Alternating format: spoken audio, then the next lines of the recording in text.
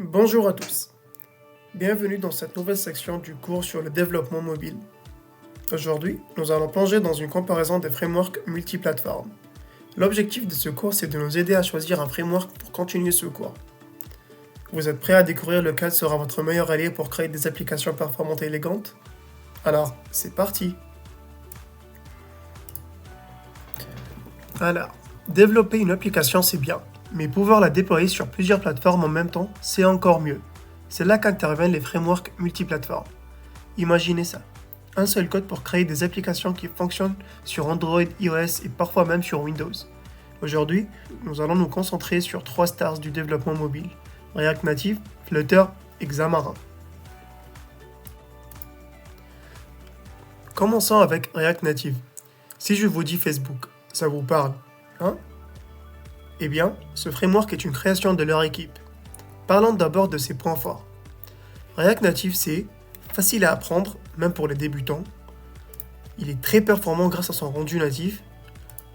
Il est génial pour réutiliser des composants, ce qui économise beaucoup du temps. Et il a une testabilité facile, du coup on peut facilement tester les applis. Mais attention, ce n'est pas tout rose. On peut rencontrer quelques défis, comme la nécessité de réapprendre certaines nouvelles méthodes, une documentation parfois un peu légère, et des limitations graphiques qui peuvent frustrer les plus créatifs d'entre nous.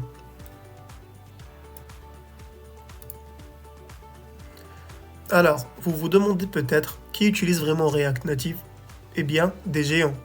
Instagram, son interface rapide et fluide est un bel exemple.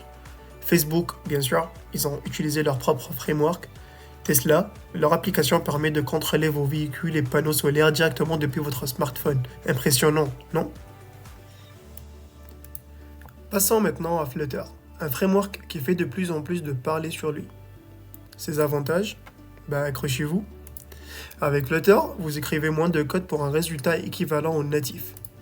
Sa documentation, elle est exemplaire, tout est clair et facile à trouver. Il a aussi une maintenance facile. Et grâce à la fonction AutoReload, les développeurs voient instantanément les effets de leurs modifications. Pratique, non? Mais comme tout outil, il a ses limites. Les applications sont un peu plus lourdes qu'avec d'autres frameworks. Et certains composants nécessitent un travail supplémentaire pour être personnalisés. Vous vous demandez sûrement qui a choisi Flutter pour ces projets.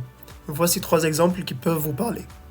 EDF, leur application est intuitive et pratique pour gérer vos factures. Conto, une banque en ligne pour des entrepreneurs avec un design élégant et moderne.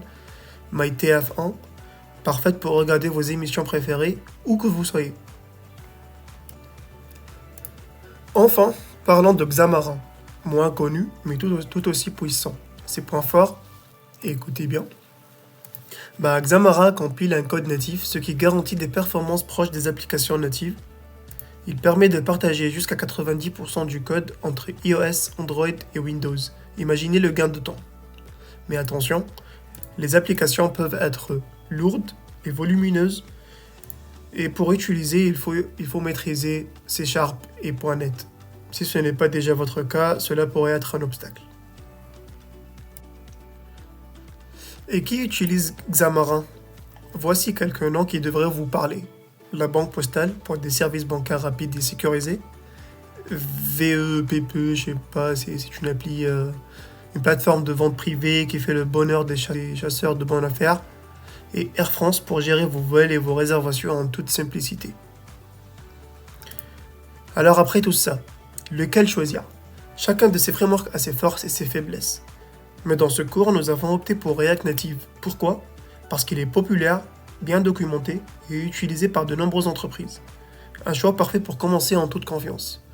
Dans la prochaine section, nous irons encore plus loin avec React Native. Préparez-vous à découvrir ses fonctionnalités en détail.